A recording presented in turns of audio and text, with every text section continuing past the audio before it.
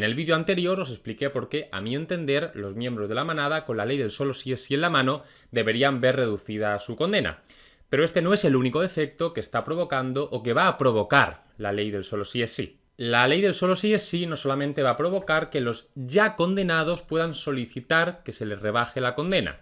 La ley del solo sí es sí también va a provocar que de ahora en adelante cualquier persona que sea juzgada por un delito de agresión sexual pueda optar a una condena inferior. Y esta semana hemos tenido el primer ejemplo, hasta donde yo sé. El pasado lunes 12 de septiembre iba a celebrarse un juicio por una violación en Gerona. Sin embargo, la defensa solicitó que el juicio se aplazase hasta que la ley del solo sí es sí entre en vigor, algo que va a suceder el 7 de octubre porque quería apoyarse en ella para solicitar una pena inferior para sus clientes. Pues bien, nadie se opuso a esta petición, ni el fiscal ni la acusación particular, y el tribunal la aceptó. Ahora el juicio se va a celebrar el día 20 de octubre. Y ahora os voy a explicar exactamente qué es lo que ha sucedido porque quiero que se entienda bien. Así que primero vamos a ver por qué la defensa puede pedir para su cliente una condena inferior apoyándose en la ley del solo sí es sí, y después vamos a ver por qué se ha aplazado el juicio. Y tomaos esto simplemente como lo que es, un simple ejemplo, una muestra de lo que se viene a partir de ahora, presumiblemente. Primero, ¿por qué la ley del solo sí es sí le permite a la defensa solicitar una condena inferior? Muy sencillo. El anterior artículo 179 del Código Penal castigaba las agresiones sexuales con penetración y sin agravantes con una pena de 6 a 12 años de prisión.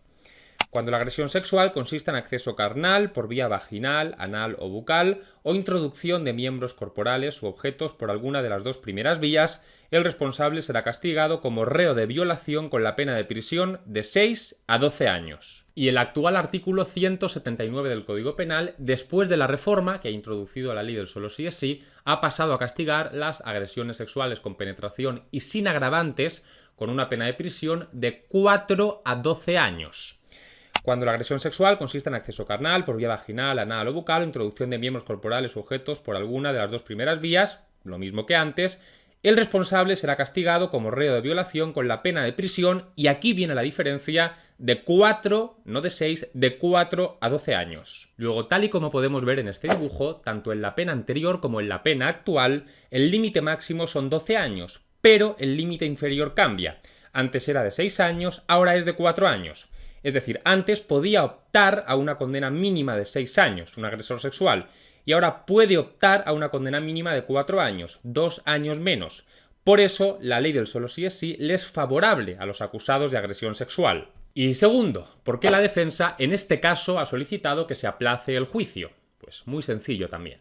El juicio se iba a celebrar el día 12 de septiembre y la ley del solo sí es sí entra en vigor el 7 de octubre. Por tanto, podía darse la situación, bastante optimista, de que el juez dictase sentencia antes del 7 de octubre y, por tanto, antes de que la ley del solo sí es sí entrase en vigor, lo cual le impediría aplicar esta ley que es más favorable al acusado, porque el juez no puede aplicar una norma que todavía no está en vigor. Por eso el juicio se ha aplazado hasta el 20 de octubre, para que pase el 7 de octubre, entre en vigor la ley del solo sí es sí y, por lo tanto, el juez pueda tener en cuenta esta nueva reforma. Es cierto que la ley de enjuiciamiento criminal no contempla esta causa como una de las causas que permiten suspender el juicio, que están recogidas en el artículo 746 de la ley de enjuiciamiento criminal. Pero, en este caso, el tribunal, aplicando un criterio bastante garantista, decidió concederla. Y recordémoslo, ninguna de las partes se opuso, ni el fiscal ni tampoco la acusación particular. Pero bueno, ¿qué conclusión podemos extraer de todo esto? Porque no tiene sentido que nos quedemos con el ejemplo concreto. Esto es simplemente una muestra, algo más tiene que haber. Y a mi juicio, la conclusión que podemos extraer es esta. No está mal que nos planteemos modificar las penas del delito de agresión sexual. ¿Y por qué? Pues porque el delito de homicidio en ocasiones se solapa con él. Veamos. El delito de homicidio está castigado con una pena de prisión de 10 a 15 años. Y el delito de agresión sexual sin agravantes estaba castigado con una pena de prisión de 6 a 12 años y el delito de agresión sexual con agravantes estaba castigado con una pena de prisión de 12 a 15 años. Con lo cual, como podemos ver, el delito de homicidio se solapaba tanto con el delito de agresión sexual sin agravantes como con el delito de agresión sexual con agravantes. Tanto un homicida como una agresión sexual podían ser castigados con una pena de 10 a 15 años de prisión. Y el mensaje que se lanzaba con esto era realmente perverso. Partimos de la base de que quien agrede sexualmente es alguien que tiene pocos escrúpulos. Pues bien, a esta persona con pocos escrúpulos, el Código Penal lo que le estaba diciendo es lo siguiente: si agredes sexualmente y después matas, pasan dos cosas. Primero, que te deshaces de la única prueba en tu contra.